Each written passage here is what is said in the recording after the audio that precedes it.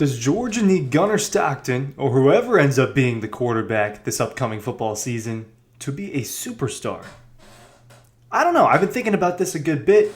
I made a video talking about guys that I think have superstar potential on this Georgia football team. I talked about guys like Nate Frazier, Zachariah Branch on the offensive side of the ball. I talked about a handful of guys on the defensive side of the ball, like KJ Bolden and CJ Allen, guys like that. And it takes talent, right? When you go through and you look at national championship teams, right? Because that's the goal. That's the standard for Georgia. Why do we talk about it so much? Because that's this mark that they set for themselves, is to compete for a national title every single year, to compete for SEC championships every year, to win these big bowl games. That's success, and that's how success is going to be measured at Georgia. Don't be mistaken about that. Will it take Gunnar or Puglisi, or if some surprise happens, becoming a superstar quarterback to take this Georgia team? It's difficult to answer that completely because I don't know everything about this Georgia team yet. It's February 15th. Spring practice hasn't happened. Some battles haven't been won for certain positions. So it's not a complete picture, but what we do know is, hey, look, there are a lot of question marks on this defense. That's the side of the ball you worry about less with Georgia because of Kirby, because of Glenn Schumann, because of the history there. But there is a question mark there. On the offensive side of the ball, it can always get worse. It can always get worse. But I don't know. Can it get worse than what happened last year? Are they going to take another dip on the offensive side of the ball? Would it take Gunnar or Ryan being worse than Carson Beck for that to happen? I think that Georgia's getting a fresh start on offense. I don't know that Stockton has to be a superstar, but he has to be a good quarterback at the very least. You saw a roller coaster ride with Carson Beck, and as much as he wasn't getting the help that he needed and deserved in certain areas from the team, he was also causing problems in his own right. It just can't happen again. Ryan Curley from Dawg posts, not every team that's won a national championship has had a superstar quarterback. I wouldn't consider Stetson Bennett in 2021 a superstar quarterback. I think he became a star in 2022 when the offense really did revolve around him more, and obviously revolve around the plethora of weapons that he had. So there's more to dissect with Stetson, and we can more easily compare that to Gunnar Stockton's situation. I will do that here. But 2023, that football season, the one that Georgia was supposed to three-peat, and ended up being Michigan going 15-0. J.J. McCarthy was not a superstar. I know he was a first-round NFL draft pick. I know there's a good chance that he becomes the starting quarterback for the Minnesota Vikings here in the next year or two. But that does not mean that despite what Jim Harbaugh was telling you, he was not a superstar, and he did not carry that football team. That was a very stacked defense. That was a run game that was borderline unstoppable, and he did what he had to do. All right, the talent is there with J.J. McCarthy, but the production and the eye test wasn't quite there in terms of, man, that guy just pops off the screen. So you don't have to have a guy like that. Now, when you tie that into Stetson Bennett in 2021 and J.J. McCarthy in 2023, the teams were stacked. The defenses were stacked. The offenses had plenty of talent. Not as much on Michigan's team as on the 2021 and 2022 Georgia football teams, but definitely a lot of talent. This past season, is Will Howard a superstar? No. The answer is no to that for Ohio State. What did they have?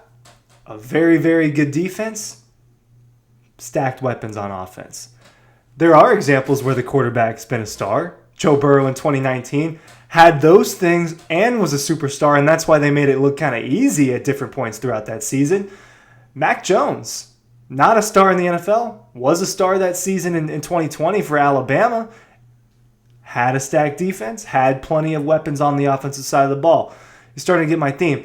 Every season is independent of another, and things can happen certain ways. In 2010, Cam Newton was an ultimate superstar. Not a stacked football team, not a defense that crushed everyone. He drugged that Auburn team, and they won a national championship in 2010. So there are all sorts of examples, and kind of rounding around my point with that is it doesn't have to be a certain way.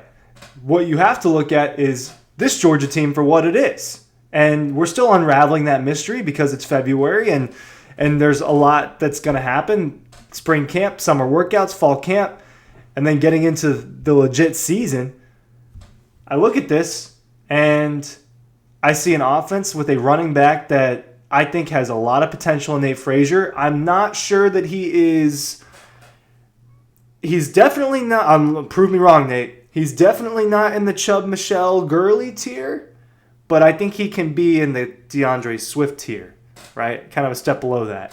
And that's a star running back in college football. They've got experience and talent at tight end in a way that most schools around the country do not, between Oscar Delp and Lawson Lucky. And I think that behind them, Jaden Riddell, Colton Heinrich, and then true freshmen Ellis Williams and Ethan Barber, that's stacked. Offensive line room, they've been recruiting that really well. An offensive line that didn't perform last year, it's gone. It's a different offensive line room. That's starting from scratch. So truly, I don't know if it's going to be good or not. On paper, it should be. And they bolster the receivers. It should be better than what Carson Beck dealt with a season ago. All right? As electric as Arian Smith could be, he was unreliable when it came to catching any kind of pass, really, but especially those deep balls that kill momentum when you have it and it's right there and you don't get it.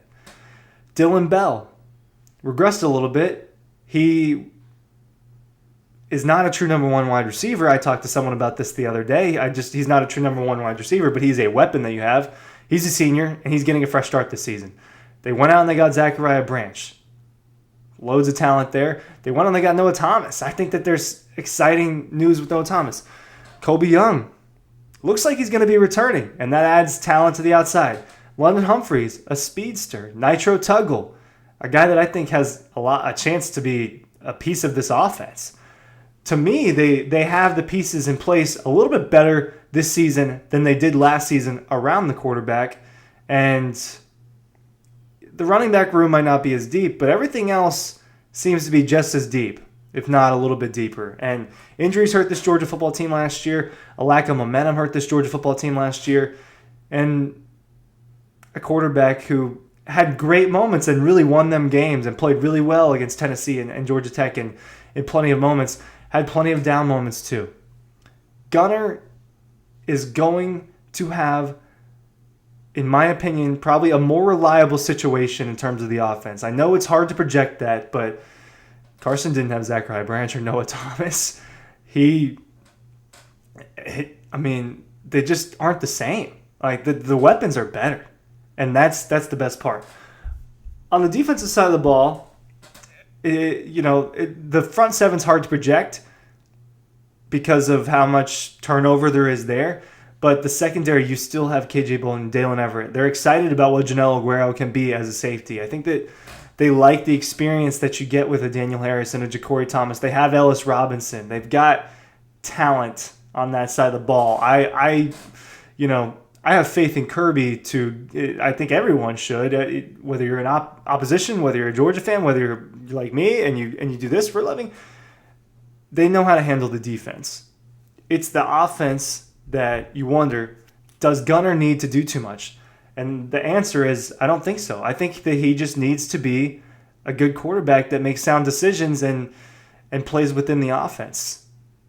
They're going to build it to where he can run a little bit and they can do RPOs and all sorts of things. And you get that a little bit more with Gunner than you did. If it ends up being Ryan Puglisi, that's a little bit more similar to a Carson Beck. It doesn't mean it's better or worse, but in terms of kind of that big pocket passer with a big arm, that's more of what you're getting. You don't have to be a superstar. Now, if they develop into one, kind of like Stetson did, and they used all the weapons, then what you could see is an undefeated or near undefeated season, because that's what you get when all of the pieces fit together and work. You get that ease. You get Clemson in 2018. You get LSU in 2019. You get Alabama in 2020. You get Georgia in 2022. That's what happens when it's top to bottom working and the quarterback is either a star or playing damn near it because of the system. As long as they don't ask too much of Gunner and they don't ask him to drop back and throw it 40, 50 times a game, because that's not good for anybody. It wasn't good for Carson Beck. Then I think that this Georgia team can keep it rolling. The running game is going to matter a lot, and if that's not there, it's going to be very difficult for Gunnar Stockton or Ryan Puglisi to, I think, throw this team into these games and throw them back into them like Carson had to do a few times. That wouldn't be ideal. But I think a fresh start on offense is something that you need, and I think that if one of these guys is just pretty good, it should be easy for them to win some of these games. I think the situation is better than it was a year ago. You let me know down below.